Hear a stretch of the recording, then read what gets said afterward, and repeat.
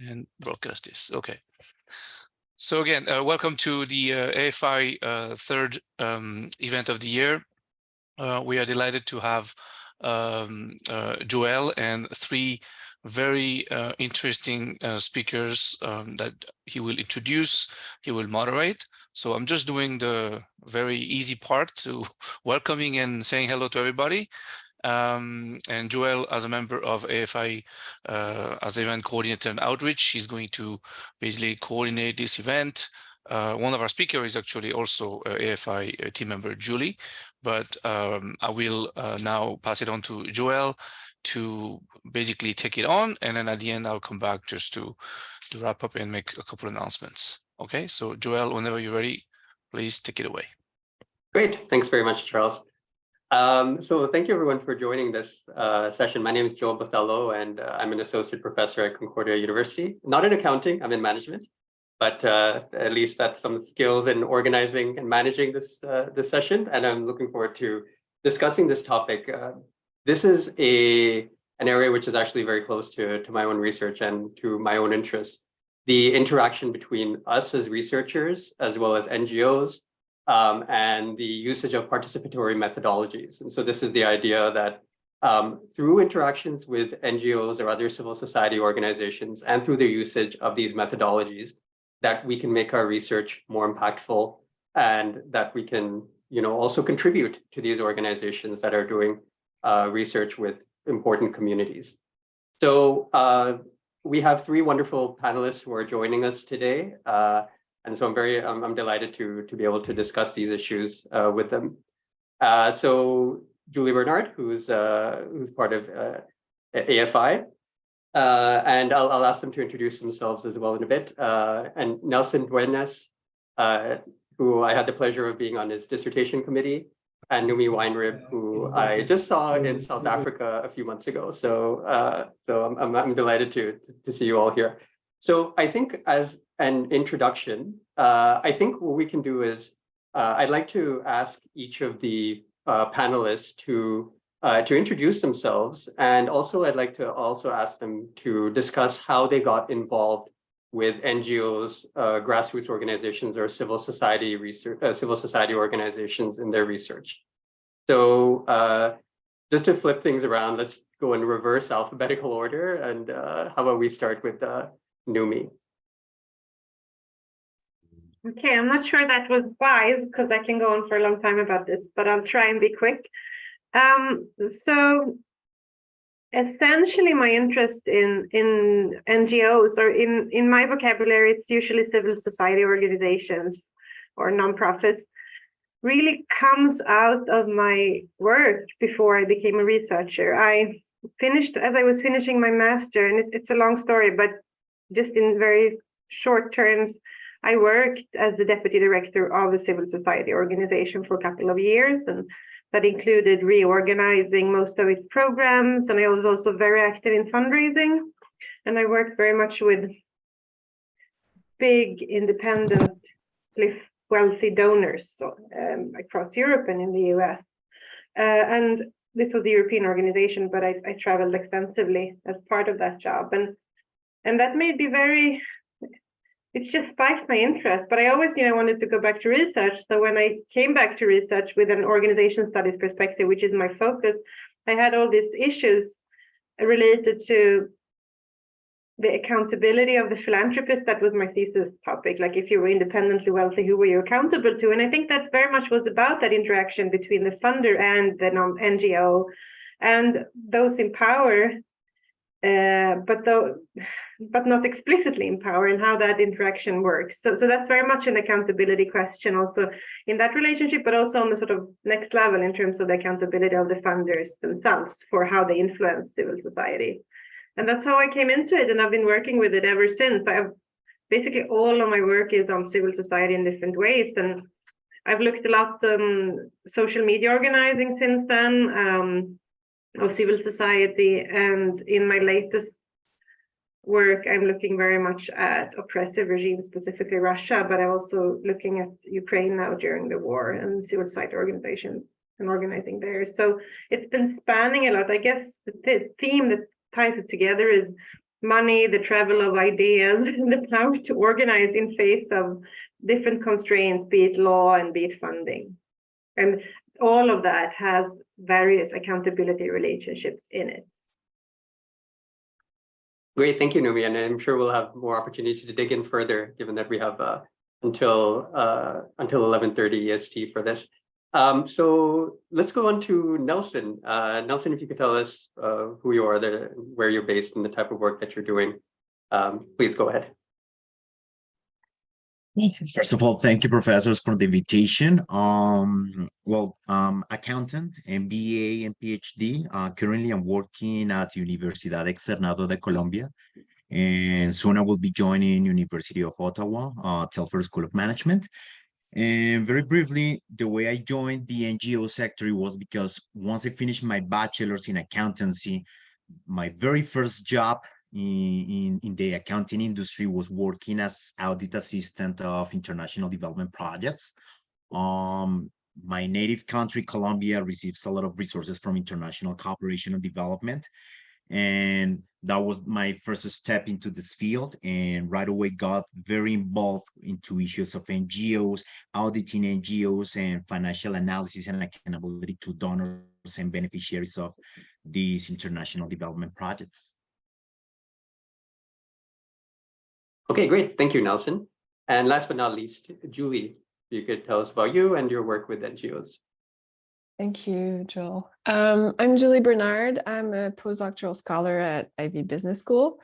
I did my PhD with very much for-profit organization, and I did a 180 for my postdoctoral project where I'm working with an organization that is called Caroline Canada. And without them, it wouldn't be possible for me to even envision doing the research we're doing. So it has been a challenge for me to switch methods from a very working with institutional investor with big capitalization, moving to a very small non-for-profit. But it has changed me. It has changed my research project, and it has changed me as a researcher. But I don't want to go in too deep because I know there's some other questions about that later. So I'm going to stop for now. Thank you. Great. Okay. Thank you, Julie. All right. So I think one of the first things that we can talk about is the relationship that you have with your respective organizations, and something that I've been thinking about a lot recently. I think if I could ask the panelists, what are some of the benefits that you've seen working with these organizations? And what are some of the things that you've contributed to them? Like, what does the relationship look like? Is it a reciprocal one? And how has it helped you in your research? I think, how about we start with Nelson this time, if you'd like to go first, Nelson. Thank you, Professor. Yeah, my first approach when working with NGOs is always there needs to be a win-win situation, because especially in my case that I was working most of my career as an academic in an industrialized country in the north in Canada. I wanted to avoid this situation of northern scholars comes to the south and just mine data from the south, takes everything and goes away. So I tried to avoid that situation. And well, at least there was an advantage, this kind of contradictory, because sadly, most of these NGOs lack administrative resources. Their donors, they do not fund the administrative part, let's say an accounting assistant or a financial analyst. They mostly fund only what we call the programmatic aspect of projects. That means the activities on the field. So considering that these NGOs lack administrative resources, I was able to offer them a win-win situation. I want to work with you, establish a truly collaborative relationship that needs to be very genuine, but at the same time that will benefit the NGO, helping them to tackle their problems, especially on the accountability and administrative side of things. And at the same time, they will allow me to study them for academic purposes. Okay, and I guess Julie, if you could follow up from that, what has your relationship been like, and so what have the relationships been like with your partners, and what are some of the benefits that you've seen in terms of your research? So the first thing, I guess, we've really tried to build a relationship, and we've been trying to do that with every single partners that we have. And we try to shift the mindset that Nelson has just talked about, of a very transactional, like, researcher coming, taking data, writing a paper, and then never calling again. So we're trying as much as possible to be involved in the day-to-day, and to also offer help or even be involved in discussion that we know we have the expertise, but won't necessarily be beneficial for a research project, but will be beneficial for our partners, because we're aware that if our partners are striving and you're doing well, our project is also doing well. So we're really trying to find this balance, but with keeping in mind that there is a power dynamic at role. And especially since we're also involved with Indigenous community, this is a reflection that has been, like, built on, and we're trying more and more to see this as a relationship that is a win-win, especially since we're working on a conservation impact bond. We're, as much as possible, trying to evaluate the bond, but the NGO is the issuer. So without them, there would be no bond. So there would be no research. And we're involved in a leadership team. So we're sitting at around the table with various partners, including them, including our Habitat partners, including our Indigenous communities. And we play a role in every decision that is made, and we're trying to bring our expertise whenever we can. So I think that everyone's happy with this partnership. Great. And I think as Nelson mentioned, there's one of the things that I appreciate amongst the panelists' work is that there's not this tendency of being an external researcher that descends into the context as kind of this external expert, but rather you seek to foster relationships with these partners and not focus on it more as a transactional relationship, but something where you actually build trust over the long term. And Noomi, I think that's something that you've seen in your work. So for you, yeah. So please, if you could talk about it. Yeah, but I think I also differ slightly, and I think that I have not in my research been involved in that type of way that Julie and Nelson described. And I'm trying to think about why. And I think part of the background is my professional background in this sector, and that I was leading an organization which faced all sorts of challenges as I was working with it. And I think I have also kind of a fear and respect for interfering too much in organizational operations, respecting the fact that something may seem good at one point in time, it doesn't seem so good later on. And it's also about, you're not going to be there maybe to pick up the slack, is my thinking, or like to pick up the things that sort of become troublesome in the long run. So I also am very respectful of not interfering too much, actually. So I think that the way I worked about it, and I've tried to formulate it for this panel, is that I'm from Sweden, and within the Swedish context, there is a professional community around civil society, the nonprofit sector. They have seminars, they have different educational events, they have on all sorts of levels across the country. And I've been very active in this community. I'm giving lectures in different contexts. I've arranged focus groups as part of their events they want to arrange, and then sometimes I've collected data from the focus group, but that also has been part of events they have wanted to give. And I've tried to align myself with a professional community of the civil society. And then there've also been some activists part of that, but I have not engaged deeply at all in one organization. However, I should say that things have changed for me in the last years, because as I've been starting to work on Ukraine and Russia, new issues have come up. We started to do this work with Russia before the war broke out, I should say that. We started in 2019, but there are a lot of ethical challenges coming up in that work now that's actually not regulated by the ethics legislation in Sweden, because the ethics legislation is all about protecting individuals. But we are actually posing threats to the organizations we want to study, because we want to look at organizations working with democracy and human rights. And so we're not regulated by anything, but we may put them at risk by doing certain things. And then it's about actually not engaging with them. It's about saying, I'm not going to research this. It's an amazing topic. There is actually data available. I have data, but I'm going to step back because I might put the organization at risk. And that's also a different perspective on this that I think is important to keep in mind.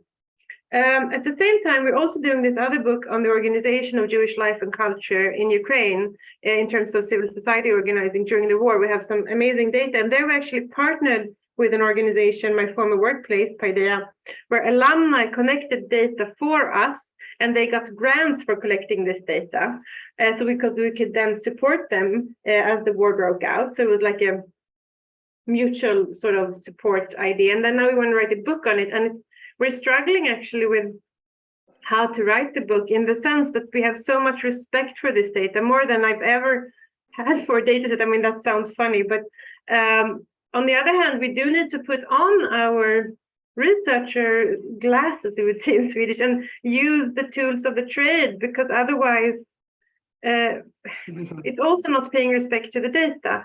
And I think that in this situation, we've had actually a very interesting and important discussion in the author team here. And we also added a lot of other data to the book.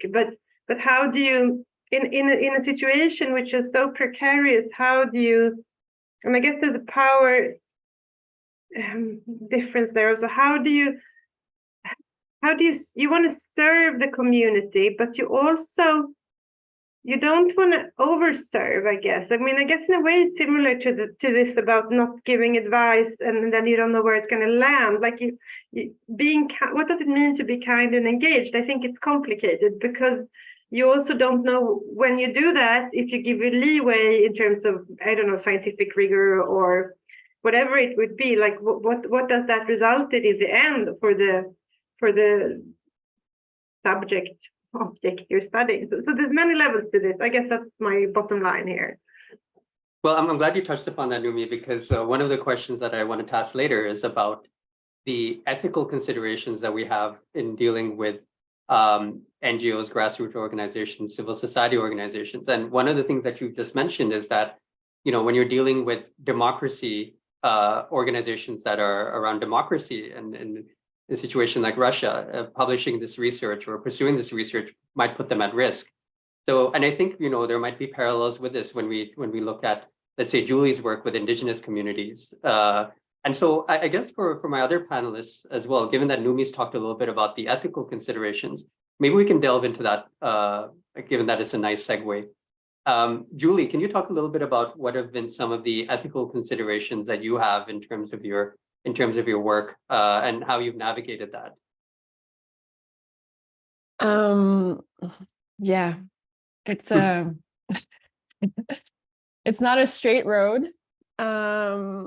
I guess for ethical committee at the university, I guess we're probably a nightmare. I think they see our name coming and they're probably like, oh no.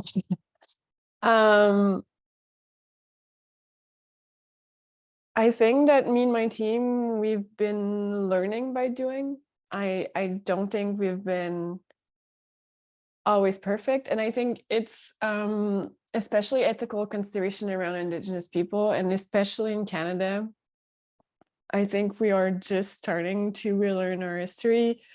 We are trying to adapt the words that we're using. We're also trying to collaborate with them in a way that can promote the agenda for truth and reconciliation. We're also trying to have, in a way, economic reparation. So it's not easy. And there have been times that we've tried to have discussion and we've been called out for being too Western, which I am Western and I am trying to learn. So that's why that's what I mean by saying that we're learning as we are doing, because if no one calls us out, then we can't learn and we can't create that ethical space that we're trying to do. So I don't have any guideline other than, well, of course, doing ethical research as a base, but also being open to, sometimes being called out, sometimes flags being raised. And being willing to listen, I think, is a first good step, especially when working with marginalized communities. And I think it's sometimes hard because we have like, we've trained as researchers very often to, go into field and think we have all the tools and we have all the right answers and all of that. But more often than others, we're probably wrong. And just keeping in mind that openness, that we might be wrong, we might not be using the right words, and we're willing to learn, I think for me would be probably the best ethical mindset. Anyway, for me. Yeah, and this is something that I've experienced as well too. I think one of the benefits from working within NGOs that when you work with these organizations that are experts in their respective field, you also realize how little you know as an outsider. And so I think approaching this as from a perspective of humility and as a perspective of learning, what are the ethical guidelines and the ethical norms in these contexts is important. Nelson, and for your experience, what have been some of the ethical considerations? Do these resonate with you, or are there additional ones that are unique to your context and your work? Yeah, I second Julie's opinion. I will mention two things. The first one is that some of these NGOs, at least the ones that I work with, deal with very sensitive issues. So for instance, one of them works with court cases against the Colombian government for violations of human rights and displacement of people from the traditional lands. So getting access was quite difficult, actually. And at the beginning, because this is a very political organization, I got the perception that I was perceived as a kind of intruder because it was not easy to get access. So for me, it was more kind of gaining their trust, respecting, as Noomi said, you need to always to not step up, building trust at first. And by the end of my field work, I was actually able to do my interviews because at the beginning it was just building trust. And the second issue that I will mention is more related to the ethical considerations of doing research, because for instance, when I was submitting ethics approval at my Canadian university, you get this administrative formality that you need to sign this consent format for every interviewee. And all my interviewees were telling me, I will open up and talk to you, and I will actually give permission to record, but I'm not gonna sign anything. So later on, I needed to reformulate and get a modification of my ethics approval, and trying to explain the ethics committee that, okay, here, maybe in the South, the approach is much more relational rather than formally administrative. So that was also a challenge. But I think it's, as Julie said, is about constant learning while you're doing it. Great, thank you, Nelson.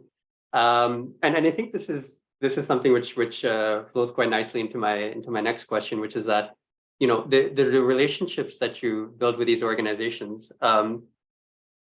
You've mentioned, Nelson, how you have to, before you even ask the questions, you have to build trust with your partners and with the communities that we're studying. And so when you do that, this is obviously a big expenditure of time and effort. And so, could you discuss a little bit how you navigated that in terms of, the upfront investment, let's say, in terms of developing relationships? What are some of the things that what are some of the practices that you do, or what are some of the advice that you have for people who would like to do this type of work? How about we start with Julie? I think you just have to accept that it takes time, but I think it's just a different mindset. You can't expect, and every human is the same. You can't expect someone to sit in front of you and to just magically open up and to expect them to trust you, especially given the injustices that I've been conducting but university for the past years. Yeah, I don't have any advice. I just be nice and take the time. Just spend the time. Okay. Yeah. Fair enough. I mean, we also have these institutional constraints and barriers in terms of, you have your tenure clock, you have to finish your PhD. And so, is that at odds, or is there perhaps a way that we can navigate that tension between the institutional constraints versus like building relationships? Go ahead, Julie. You have yeah, but I'm always one to start slow revolutions, right? You just have to accept that you're doing things a little bit differently, and people are going to look at you really weird, and you just have to, I think that when you navigate tenure, you probably have to have like other projects on the side other than that one project, because even for most funding that we get, we usually like at the forefront, we write in the letter, we will probably ask you for an extension, because the way you're designing your funding, 2 years for us is too short. Like we're probably going to spend just a year to build connection, to meet people, and then we're not going to start to collect any data for a couple months. So these projects take a lot more time than, I don't want to call them regular project, but probably surveys or just like directed interviews. They're just different. So it's probably about maybe also convincing the university to accept that there are different researchers conducting different type of research, and community-based research isn't one that you can do fast. If you want to build a relationship and you want to have that win-win relationship, and you also want to try to learn and grow as a researcher, it's not something you can do like in a year. Right. Yeah. And I think that's great advice, that perhaps one of the ways to mitigate this is to have different projects that would kind of, like, let's say, hedge the risk. Nelson, would you like to go next? Yeah, it's definitely a challenge. In my case, I have been fortunate enough that my host institutions allow me the time to actually go and do field work. Usually I spend 3 to 4 months with the NGO working full time, and I have that luxury element of time that maybe some people do not have. In terms of advice in doing research associated to NGOs, maybe if someone has no time to actually go into the field and join these organizations into their work, there are a lot of public available information, particularly on the other side of the relationship, the side of donors. So in terms of accountability and accounting practices, donors publish a lot of their information about how to formulate international cooperation project, these methodologies of theory of change and logical framework, and all the terms of references regarding their agreements, audit procedures. So that's actually a way to kind of indirectly pursue research associated to NGOs without actually going into the field with them. Okay, thank you. I think that's great. I think using these resources that are, offered by stakeholders of the organizations, just the donors, and understanding that they have these resources, they might have particular templates or understandings, is something that we can use as well too. And I think I want to come back to this theory of change in a little bit. We can touch upon that in a bit. And Noomi, for you, I know building relationships with these organizations. I remember when we were together in South Africa, your difficulty in getting access to an organization and getting people to talk to you. So could you talk a little bit about some of the challenges that you faced and sort of how you managed them? I think in that case, it was a special case for me, because it was a learning case in terms of the developments in Russia and the way we would really have to redesign our entire study, because people would not talk to us because that it was not the right thing to talk to them because it was dangerous. We could risk putting some organizations at risk. So I guess, in general, I think the advice is to be persistent and to be kind and to be open and listening, like Julie said. I echo all of that. But of course, also persistence, because we're not at the NGOs are busy. They usually have limited funds. They need to use their time wisely. Some of them are not super efficiently organized, which also may cause them actually even a lot of stress and make them even less, available to you, because they need to deal with all of their stuff and manage resource constraints and stress and all things going on there. So obviously, you have to be convinced yourself that your work is important, and then you have to convince them. And I guess the first thing is to pursue things that you find interesting and important. And I mean, maybe this is not ethical in terms of regular research ethics, maybe, but more ethical, like maybe it's more a moral issue. That this, from my perspective, I feel that when I pursue research about civil society, I want it to feel important for me, academically, I guess, but also for the world. Somehow, like, it's questions that I feel are important to understand in the more global, bigger context. That is, I don't know any presumption to say that it matters for the world, because maybe for most people it's just a sort of tiny detail that they don't care about. But I want to feel it has potential to be important. And that gives me also the confidence to engage with these organizations. And it's, for me, those things are usually related to power and politics and resource distribution and all of those things.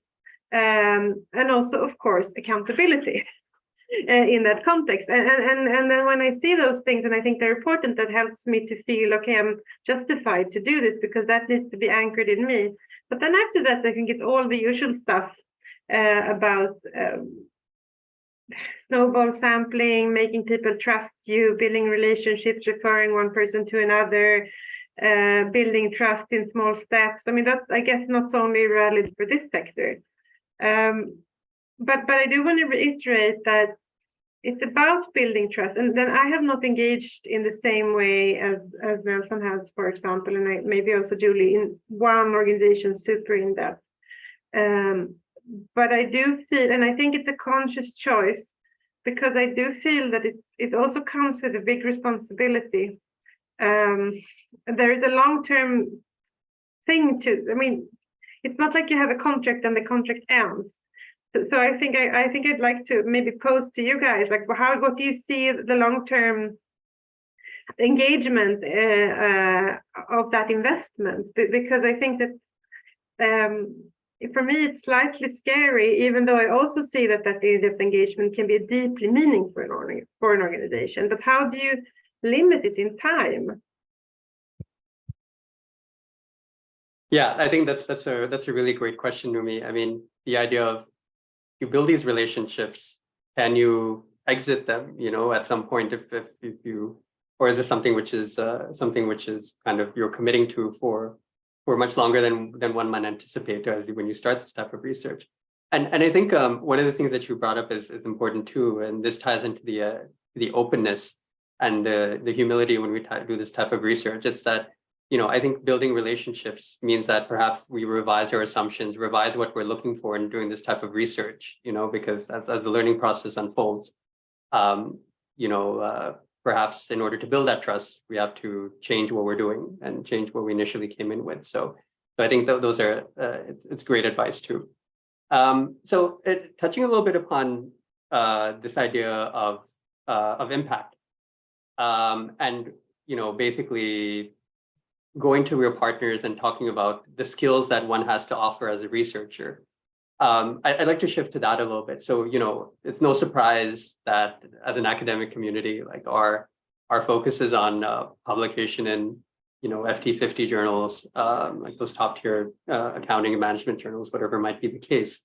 And how do we balance those requirements of trying to focus on the academic outputs with the need to produce, let's say, more actionable insights and practical outcomes for our partner organizations?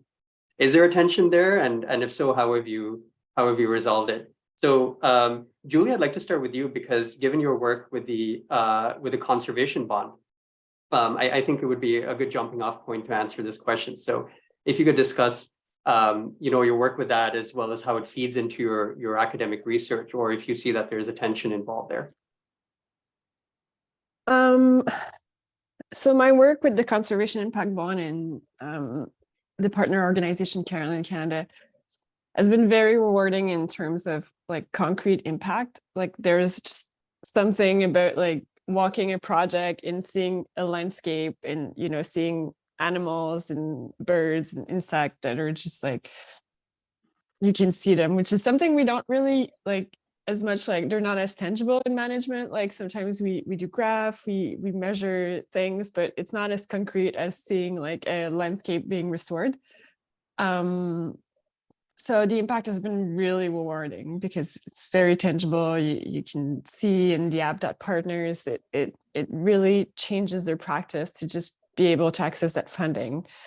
There's no tension, but we have to have this discussion with our partner that sometimes we have to explain to them the research process. We have to explain to them that, you know, they have to sign forms, that we have to do like a written piece of paper, but they are involved in every step of the way. So like recently, Diana, who I'm working with, she's been published a paper, she got a Revise and Resummit, like the entire like group, even the partner organization, like has read the paper, they've read the reviews, they've read the answers to the reviews. So we're trying to involve them as much as possible in the research process so they can see how everything they tell us or everything we gather as data feeds into our work as well.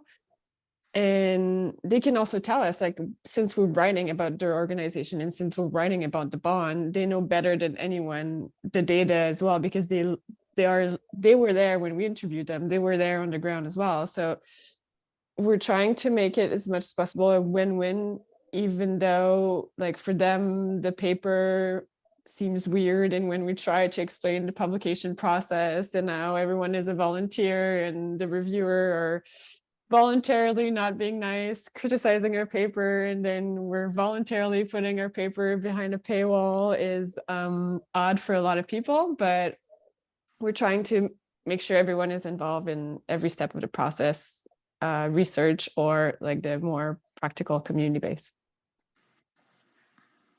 Great, thanks for that. I think the idea of enrolling your partners to kind of help you or to kind of give you feedback along the review process and the research process is a really compelling idea and something which we try to do as well. Noomi, on your end, what have the tensions been, or kind of how have you managed to produce, let's say, things to produce impact, and at the same time, try to meet these more academic outputs that we're narrow-mindedly focusing on, perhaps? I think it's been hard. It's been, I tried to do everything at once and it ends up being a million different things. And because my way of doing outreach and interacting has been very much engaging then with us associations and NGOs on a more sort of educational level, but not with specific projects. But that does take time, and it's in terms of different engagements. But I also engage together with colleagues. We do 2-week contract education for civil society and civil servants in the Eastern Partnership countries and the Baltics. That is Moldova, Ukraine, Armenia, Georgia, Belarus. Yeah, that's it. And we do that on a regular yearly basis. And that also took a lot of engagement, but we've just felt that that's important. I think that the teaching opportunities, in a way, not only in the regular classroom, but when you get to meet professionals specifically from this world who work in difficult contexts, that's also your chance to make a difference. As a researcher, it's a privilege, really.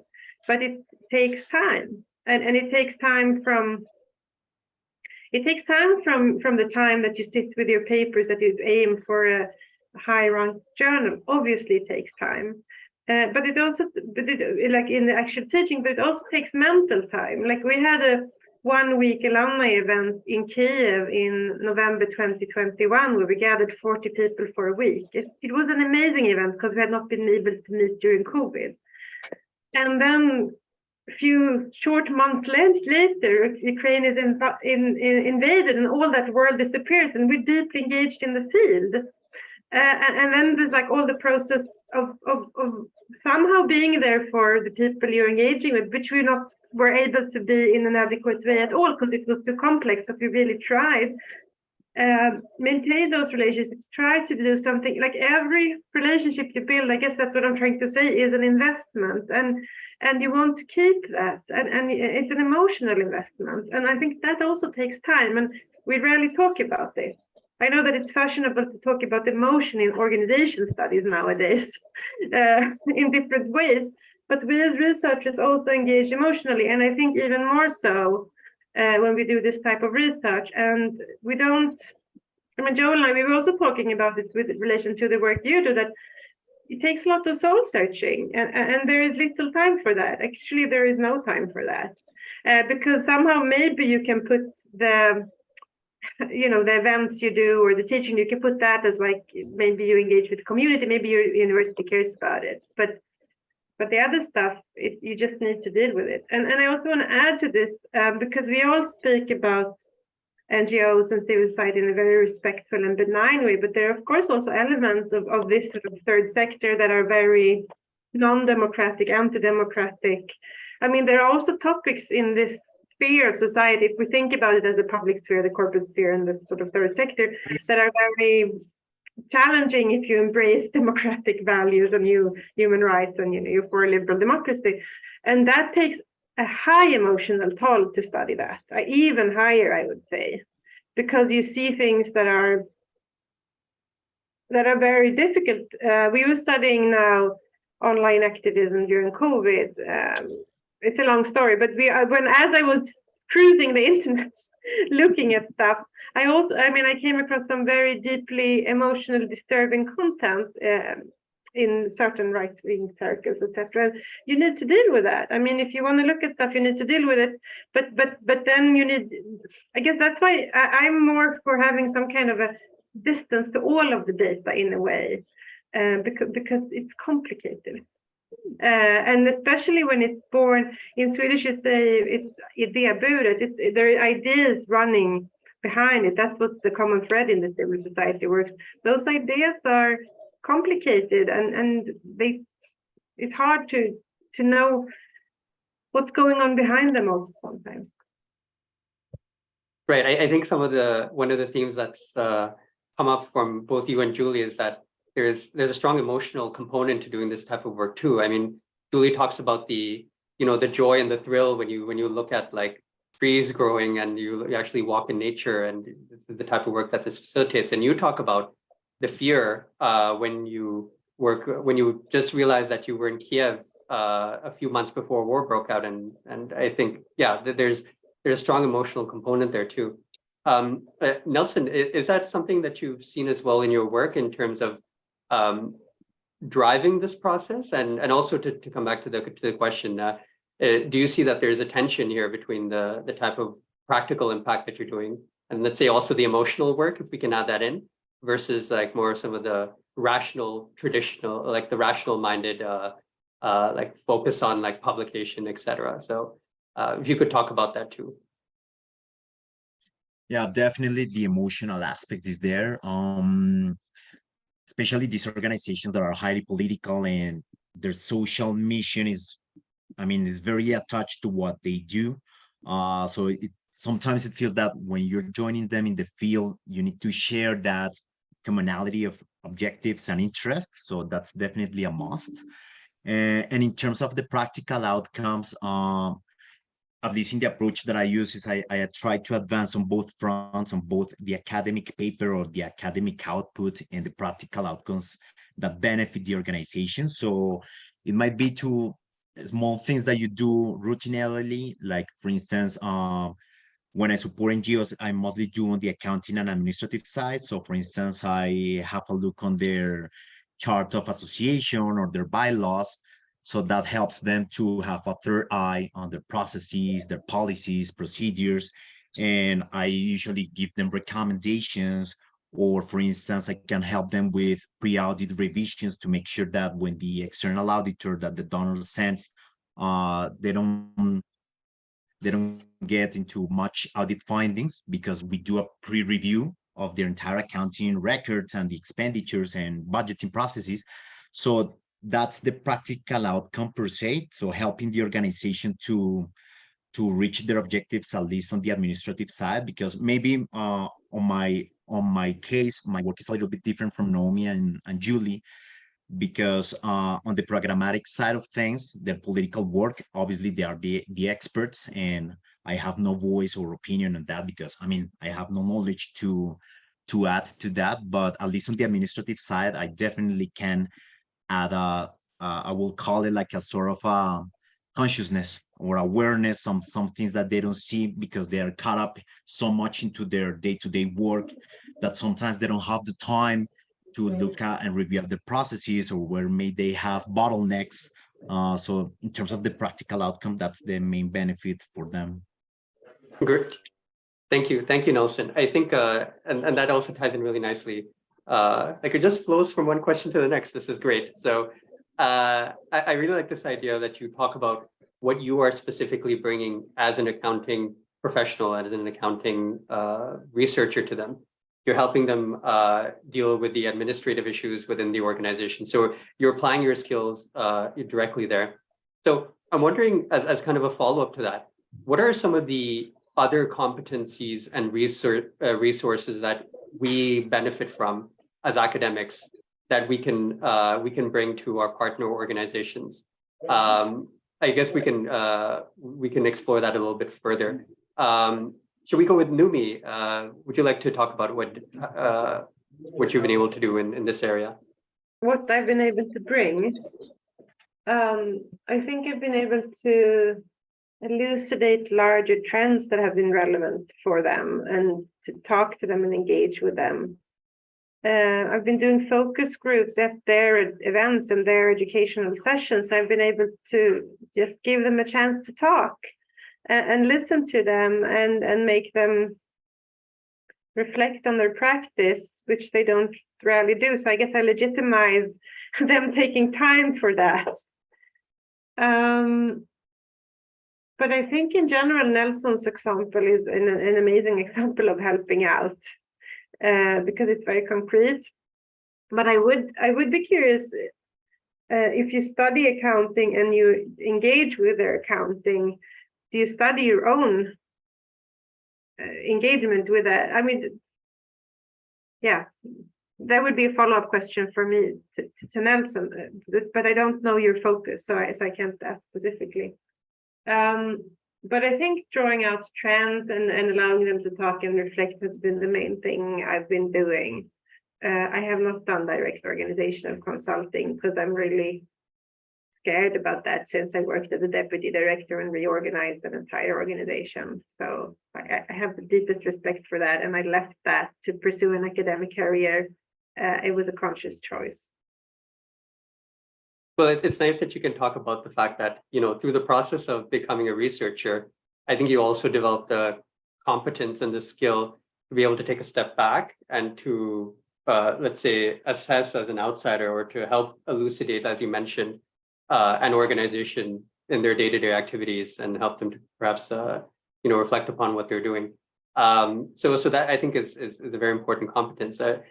Julie, what has your experience been here, and what do you see as your as what you're bringing to the table with respect to your work?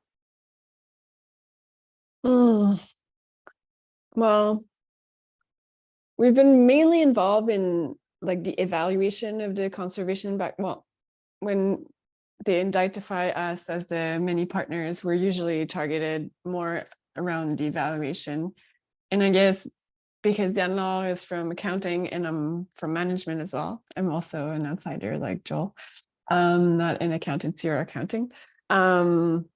I guess we bring our expertise there, knowing that our partner is an NGO, which the main focus is habitat conservation and restoration. So they didn't know that much about financial product, and they didn't know that much about the private market. So I guess that was the main thing that we brought to the table, but we're still, I guess, bringing outside opinion, because as academic, we're also, well, we try to be aware as much as possible of what is happening in our area of research, even though it's not only academically, but also like in society or in the market. So we also very often bring like other ideas, what we've seen other organizations are doing, new standards that are coming, current discussion in the industry, and that. But we're also really aware that this is our main expertise from a business school. Like we can't tell them how to manage a landscape or how to manage like habitat restoration.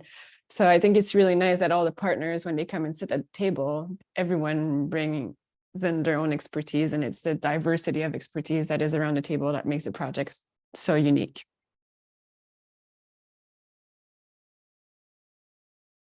Great, thank you, Julie. I think, talking about the complementarity of skills that you bring to your partners is really important.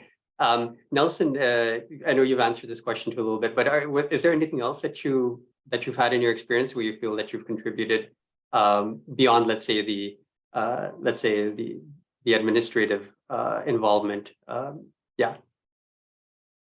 There is one other thing, and is like sometimes my work was to or is to wandering around the organization. So something that I discovered recently is that while I was doing interviews with the people within the NGO, some, let's say, an individual working in a particular area of the programmatic side of the organization mention something, for instance, mention a problem or challenges within articulation of activities between projects, because this NGO runs a lot of projects, but each project has its own timeline. So some projects might be at the conception stage, others might be in the implementation or in the finishing stage. And what happens is sometimes they find challenges in articulating common activities across those different areas.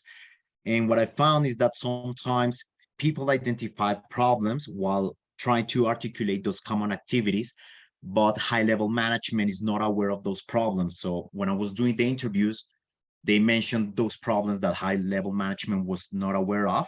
So when it was the time to interview high-level management, I mentioned, and by the way, when I was interviewing this person, he or they mentioned this, and they were not aware of that. So actually they thanked me for kind of becoming this bridging, this tool of communication between areas and different levels of within the hierarchy of the organization. So I think that's actually a skill that qualitative research brings into the table. That's great. And I think it ties in really nicely with what Noomi was mentioning, and I think the fact that you come in and you speak to people at different levels of the organization, you can help them to see things that might be invisible to them within their own organization, right? So this idea of reflection and kind of a reflexivity on what they're doing is an important competence. And I'll add in from my own experience as well, working with an NGO in South Africa. I think we benefit from a lot of access to funding. For instance, in Canada, we have the Partnership Development Grant, and we have all these opportunities for to look for joint projects, but we also have an important role. We have an important platform, where we can amplify the efforts of these organizations, not only through our research, but I think through forums such as this, but also in terms of we have the capacity to write newspaper articles, and I think we kind of have a voice that I think we can also lend to the organizations and to help them shed light on their work, if that's something that they want. As Noomi mentioned, there's an ethical consideration there too, right? So I'll ask a couple more questions, time permitting, and then afterwards we can open up the questions to the crowd. One of the things is to come back to an issue of ethics earlier. What have been some of the power imbalances or perhaps conflicts of interest that you've seen in your work? Noomi, you've already mentioned a little bit in your work with some of these Russian organizations or these organizations, these democratic organizations. Are there any other power imbalances or perhaps conflicts of interest that you've seen in your work as a researcher, but also as someone who ran an organization before? I think those that you mentioned are the most pronounced ones, because I am safe and other people are not safe. And I think that's a huge imbalance. And to respect that and to try and really be conscious of that is very important. But also I'm coming from Sweden, so I guess it's also about, I mean, Sweden has been very engaged especially when you work outside. If I do work internationally or transnationally, which I do a lot, Sweden has a very strong self-confidence in terms of its moral stature. And I think it's actually more complex than that, but the way that you come to, I mean, to be conscious of that Sweden has worked globally with disseminating ideas, and some ideas I embrace, some ideas I don't, I think are more complicated, how that works, and that I'm not neutral in what I do when I work globally. But that's the same within Sweden when I work across different contexts. When I researched philanthropists, I think that the inequalities have been in a different way, actually, in terms of power, and there's also powerful actors in this business, and it's not uniform. And I think that's really important to keep in mind. And that also goes to your other question, which is that non-profit, civil society organizations, whatever you choose to call them, they're complicated organizations. There's a lot of stuff happening, and there's a lot of stuff that happens in any organization. So in one way, they're just like any organization, but the way they're funded usually is more complex than a company, for example, or a public agency, because they usually need to fundraise on a regular basis, which puts them into all sorts of dependencies. And of course, accounting being a very important part of that, because that will shape everything they do, or some part of what they do, or they try to balance what they do because of how they have to account for the money they get from that funder and that funder, and then they have maybe an income stream from sales, or they have this and that, and some also may have a commercial leg. I mean, it's really complicated, and with that, there's also all sorts of tensions happening between people in this organization. And to be mindful of that, and to understand that there's not one story. The organization is not one story. It's many different stories. And there may be a lot of people who have very different opinions within it. It's not a monolith. Even when you feel you engage deeply and gain trust, etc. And of course, it all depends on your focus of study. I do find that accounting and accountability, and I'm an OR scholar who meddles in this, is very useful when you study this sector, because there are a lot of issues that can be traced to these types of relationships. And it's also, of course, related to the accountability to your beneficiaries and to yourself and your goals. And I mean, all of that classical multi-level accountability, whatever you call it, it opens up for a lot of very important questions in this specific type of organization, and that you can be attuned to that as a researcher. And I guess that also, again, leads me back to the point that I'm also very mindful of not interfering in that, because you don't know actually if there are tensions, like where are you in that, and what does that even mean? That's a great point. I think we should also be cognizant of the fact that power asymmetries can go the other way too. I recently had a doctoral student tell me that when she's working with tech incubators, the CEOs of these incubators call her their pet ethnographer, So I think that goes to show you where it's a little condescending, I think, too, more than a little. But I think at the same time, you see that power imbalances can go both ways. And also, what impact does that have on you? So Nelson, if you could talk about what have been some of these issues that you've seen as well. Are there asymmetries and power imbalances that you come across? Yeah, definitely. There was one in particular because in studying the relationship donor NGO, in terms of triangulation, you want to get different perspectives from both sides. So if I'm starting an NGO, I actually want to interview their donor. And obviously, when doing the interviews, you go across questions of colonialism and power imbalances in the donor NGO relationship. So it's kind of difficult to first get the interview with the same donor of the organization, and also to ask them, okay, what do you think in terms of power imbalances regarding this NGO, that maybe you're imposing certain accountability requirements. So that's a difficult issue to touch, but at the same time, you need to do it because that's where the power of data relies on. So, I mean, it's a matter also of having a little of touch in doing the interviews, but definitely you need to be very sensitive and very careful when trying to come up and facing these power imbalances. Great, thank you for that. I mean, you've highlighted that it's not only a power imbalance between the researcher and the organization, but also, as Noomi has mentioned, there's other imbalances and asymmetries that go on too, right? As she mentioned, organizations are complex creatures.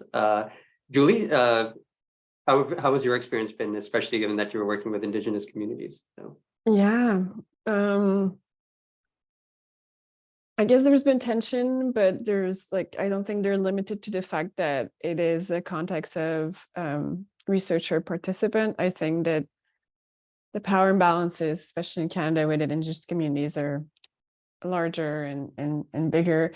And I guess we're really trying, as I said before, to learn as we're doing, and also we're trying as much as possible to make space and to decolonize our practices. But it is very often easier said than done because most of our practices are very westernized, and everything we do, especially in a conservation impact bond, is very Western. And to illustrate that, we co-create pretty much everything around the bond. And during the second phase, we had a co-creation session where we had to decide on the metrics that we wanted to evaluate the success, because there's a pay per performance success. So for the outcome payers to pay the investors, we need to agree on certain metric that define the success of the bond. So we're all talking. So there's investors, outcome payers, researcher like me, habitat partners, and of course, Indigenous peoples. And then when we're talking, someone is like, well, for us, it's very important that we have access to the land for ceremony. And then someone raised up, they're like, well, how do you measure access to the land for ceremony? Like, how do you turn that into a metric, or how do you even audit that? You know, like a very management accounting concern. And then the Indigenous person replies, she's like, I don't really care how you do that. I just want to have access to my land for ceremony. And then we just realized that our job in that moment was to acknowledge that we have the power to, and we have the privilege to think about a new way of measuring things like that as a researcher, right? And we're just like, okay, so our role here is to acknowledge that this person, she doesn't know how to do it, but she knows that her and her community, they need the land for the ceremony. And my work is not to question how we can do this. My work is to make it happen and not put on their shoulder any more work around our Western system of metric creation. So I guess it's sometimes this power works in our favor because we are the knowledge holder. We have the privilege of rethinking things. And at the same time, we also forget that we have it. And so we're trying as much as possible, as I said, to make space and to try to rethink things. But sometimes, like, we don't even think about, like, I never thought of, for me, it was like, oh, I'm doing a metric, how we're going to audit, how we're going to put a number, so yeah. Great. Thanks for that. I think, like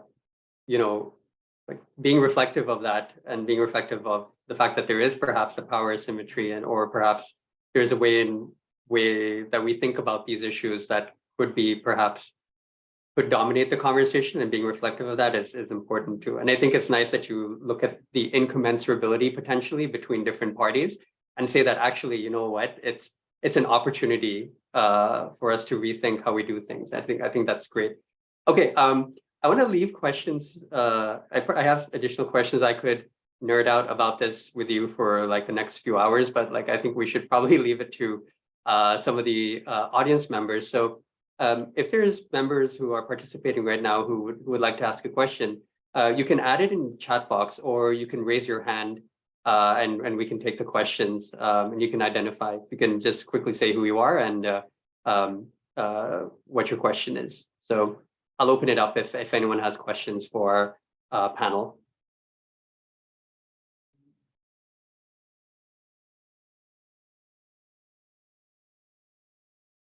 Charles? Yes, hi. Well, I think I introduced myself earlier. I'm Charles. So this question could apply to not necessarily NGOs only, the first part of the question, and then the second part now would be more specific. So there's always a concern when, and this is not by no means critical, okay? This is because I encountered directly or indirectly these situations where there's a concern that when you engage at that level in depth with organizations, depending on how it's structured and financed and how it's organized, there's a fine line between being a researcher and a consultant, unconsciously or sometimes consciously or explicitly. So now this can work also with private organizations, but in the case of NGOs, the second part is when you are confronted with that kind of maybe sometimes unclear distinction, wearing the hat of both or trying to make a distinction anyways. I want to come back to the question of impact, since we are on a Content for Impact event. I know Joel asked a very good question, but if you can delve into how that may hinder the impact you make, or I know that Julie talked about very first-hand impact didn't benefit the NGOs, but beyond the NGO itself, how does it affect the way that you could make an impact? So sorry, it's a very long question, but it's a two-pronged question. It's the identity of the position of the researcher versus consultant, and it applies to NGOs even more so because of the sensitivity of the type of organization you're working with. How does it affect your impact? So thank you.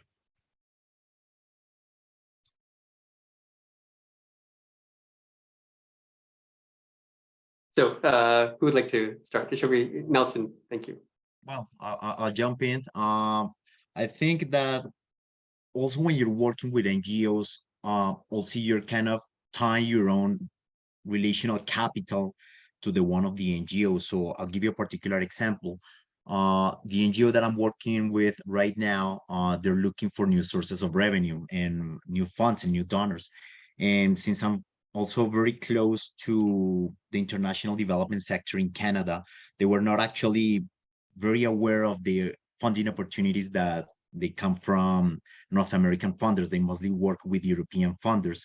So beyond the work that you can do as a consultant for the NGO, other practical outcome that might be benefit and have an impact in the benefit of the organization is actually how can you give visibility to this organization using your own relational capital. So like in my case, even though once I finish the work with the NGO, I will continue to search for funding opportunities that may arise in Canada that may align to the agenda of this NGO and pass them to these opportunities so that they can apply for that.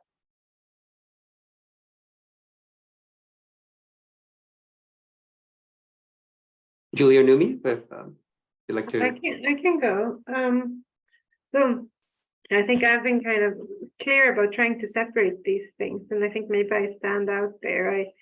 I've been trying to do my research in one box and engaging with NGOs and civil society in more of a general manner, be it writing for, we have practitioner magazines, I've been doing that in Swedish, I've been doing that in English, I've been on different panels, like stuff that I've been giving courses, like stuff that doesn't actually promote my research, but I think it's important for the world, or like that's my way of giving back. So I separate it, but I do it within the same sector. I think that's been a solution for me. So because then I'm not tied to anyone. I am free of dependencies in a way, but I still give back.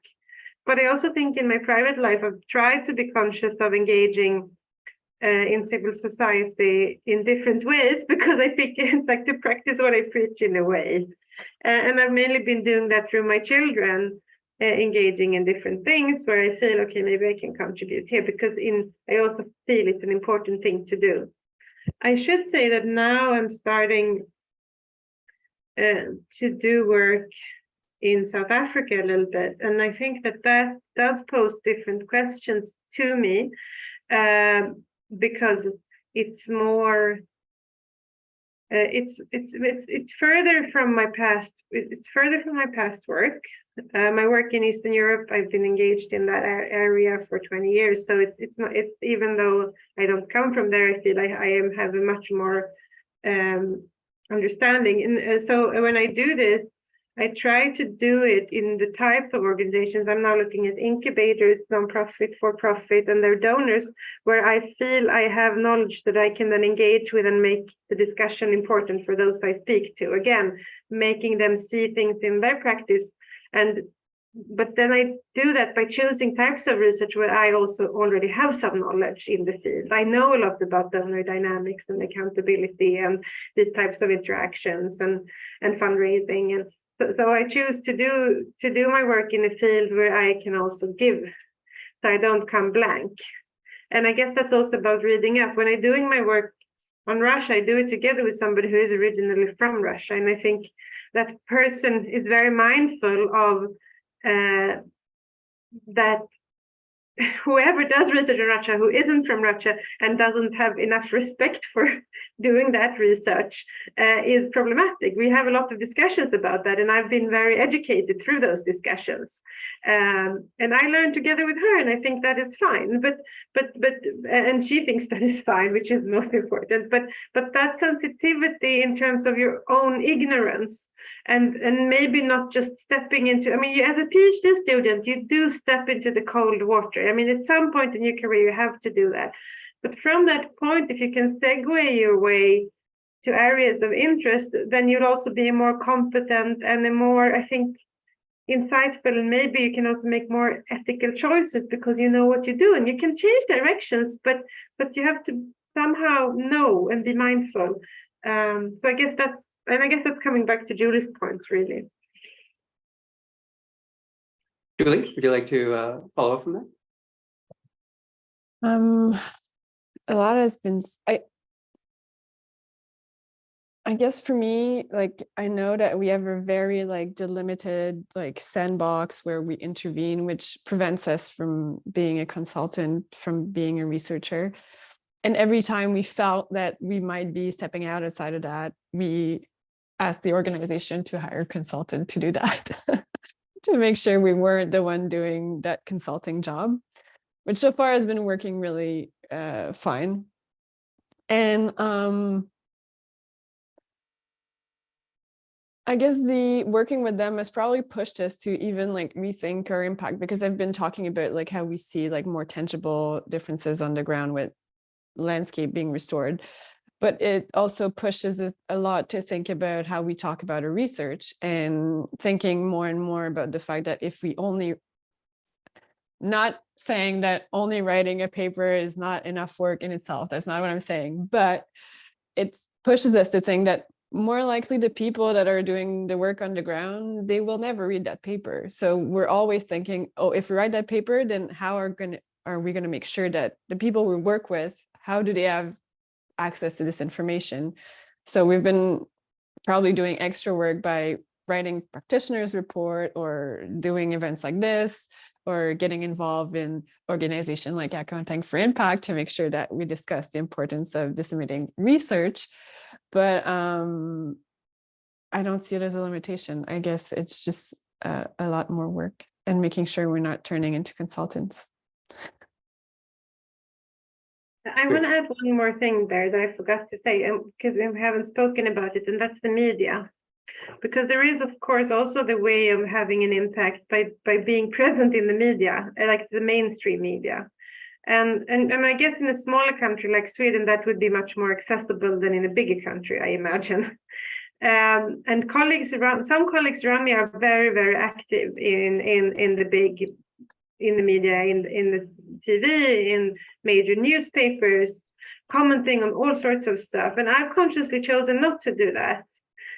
Because I've felt that I'm sometimes being kidnapped. That is, they want a soundbite, they want to make a point, and they want me to to just, echo that point, and they can quote me on it. I've been very wary of that. And for me, the choice to engage with professional associations, with education opportunities for civil society professionals, writing in journals. I wrote a book chapter for some yearly book in Swedish about book circles online, something like very far from whatever would give me an academic credentials, but it was a yearly yearbook of adult education, something. That feels that I have control, and that I also reach the people in a more direct way with what I can give to them. So the media is also, I think, a factor in it, and that's obviously a way to have impact if you want to, and if you feel that you actually get your message across. Thank you for bringing up that point, Noomi.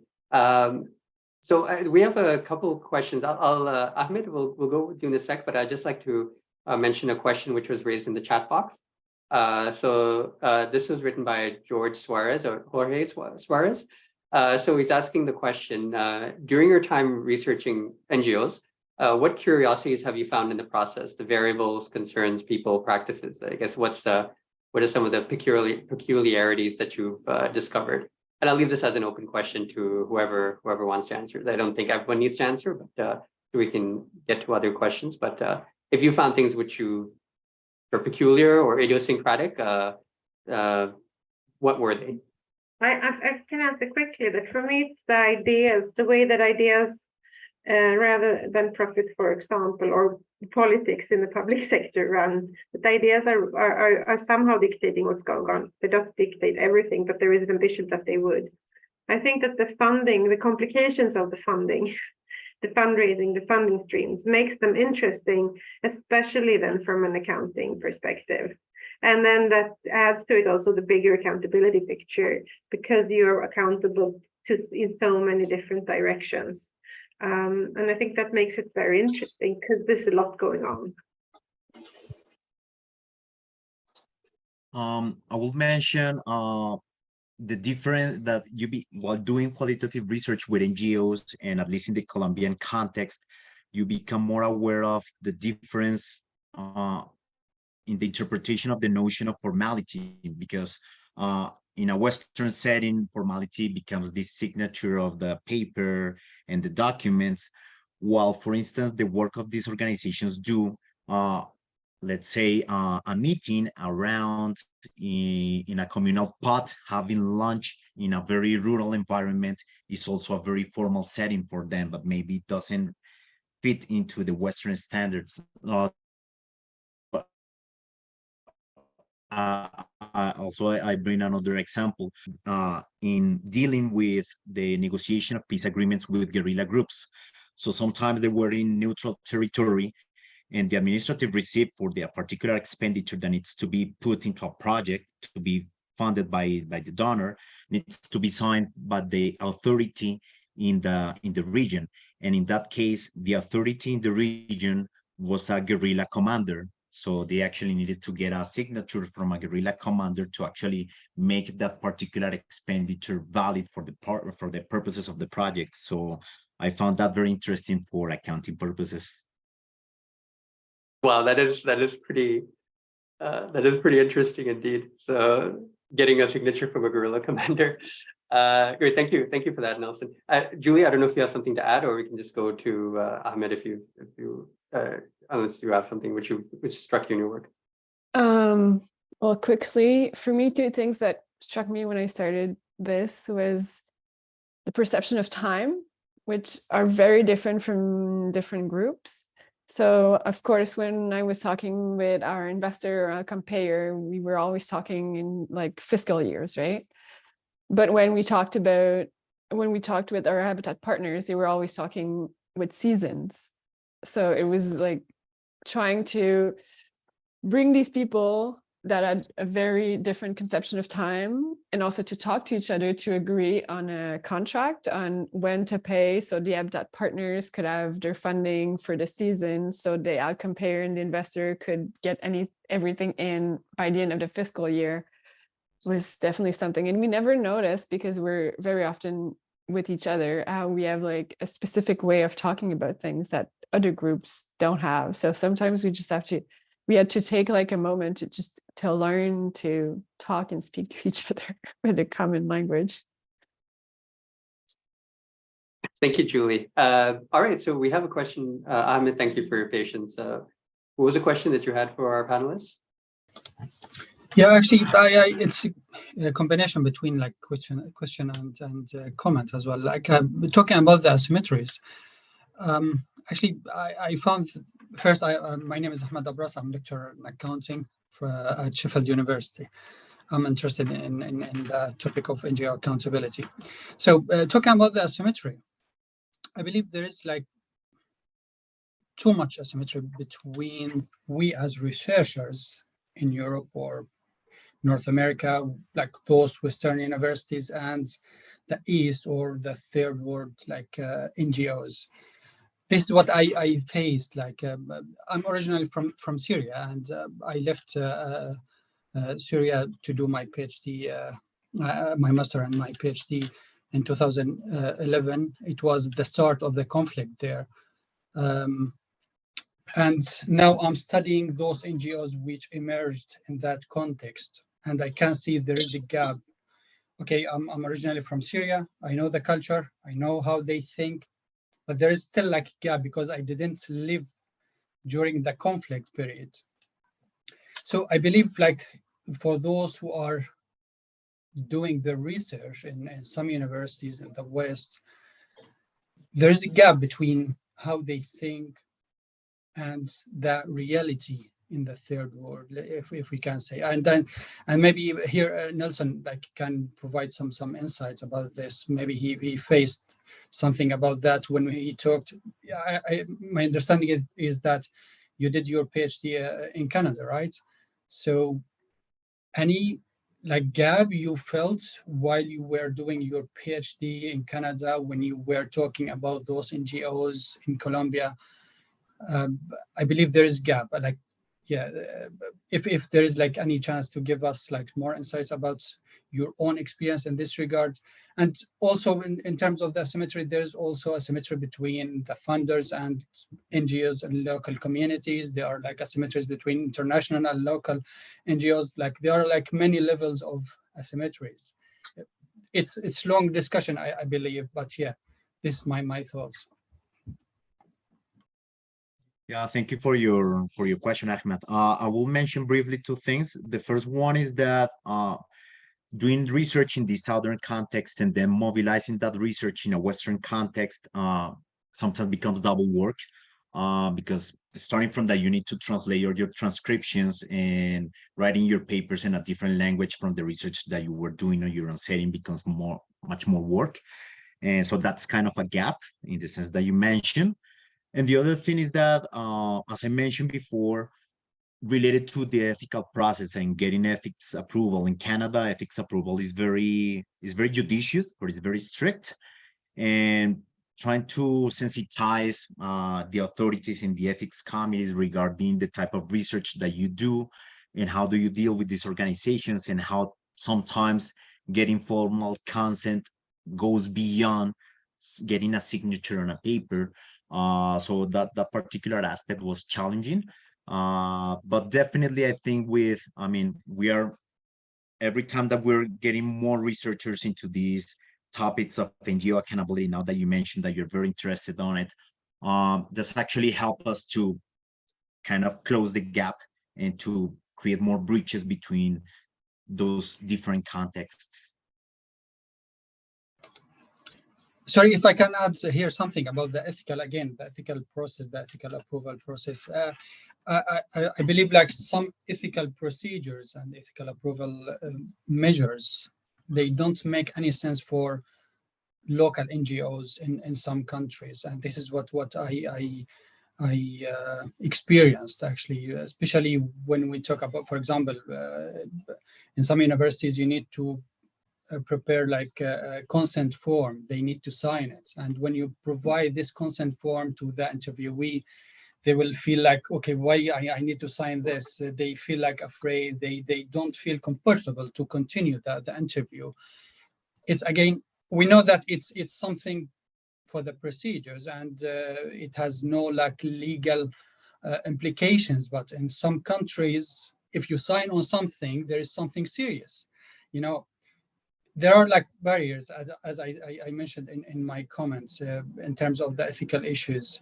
And again, for like some ethical measures in the West, they don't make any sense for the East or for some countries. For example, I have like some ideas to talk about how NGOs and humanitarian agencies or local agencies, they use visual tools and images of children to attract funds and to give visibility to what's going on in some context. But you know, it's difficult to bring these visual tools or to use these visual tools as they are in the reality if you want to do some research about this due to ethical issues, you know. But for those NGOs, local NGOs, they don't care about these ethical measures. There is need, there is like poverty, there is like suffering. They need to accommodate it, they need to help people on the ground. So they don't care about the ethical issues.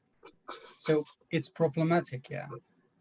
I have a similar experience actually in South Africa with some of my participants, in that the usage of written consent forms, it also throws them off in a sense that as I best understand it, it seems like it's an attempt to take a relationship and to formalize it or to add like bureaucracy to it, and it kind of I don't know, gives them the signal that something is off. So I think there are some issues here that we can that can be discussed further. So I think we're running out of time now, and just to wrap things up, I just wanted to say thank you very much to our participants of this session today, Nelson, Julie, and Noomi, for talking about your experience working with NGOs, grassroots organizations, civil society organizations. I think it was extremely insightful for the participants and very much for me as well, to understand the different challenges and the different opportunities that you faced in your work. So I want to thank you very much for taking part in the panel. And so with that being said, we have a couple of minutes left before the end of the session. So I'll pass it over to Charles, if with the remaining minute or so that we have left, if you have any final announcements regarding AFI and housekeeping, I guess. Great. Well, thank you, Joel, for organizing and moderating this really insightful session. I didn't know much about NGOs myself and learned a lot. And also, of course, all the speakers and panelists, Noomi and Nelson and Julie, for your insights. So that's on behalf of AFI. Couple of announcements. You may have seen it around with the newsletter if you're signed up. If not, you can sign up. We're trying to get an event in person, so that obviously requires more logistics and complexity, and obviously we know that not everybody could make it, but September is the target, but we are not 100% sure because we have to be partnering with practitioners. What is sure, more sure, is that in November sometime we will have an event, virtual event on think tanks, and this will be organized by our newly appointed, well, not so new anymore, but European Ambassador Blerita. So you'll hear from that for sure. That's set sometime in November, the date to be determined. I think she's here too, so she will be leading that that event, and I think that would be a nice conclusion to this very fruitful year as well. So with that said, I will just thank you all for attending AFI events. Follow us on social media, send us some suggestions. Again, you remember the purpose of our network is to foster impact, engagement and impact, to make our research more impactful to society beyond the ivory tower. So with that, I will close the event and thank everybody again. Have a good day. Thank you. Thank you, everyone. Thank you for participating. Thank you. Thank you Bye-bye. very much. Yeah. Bye.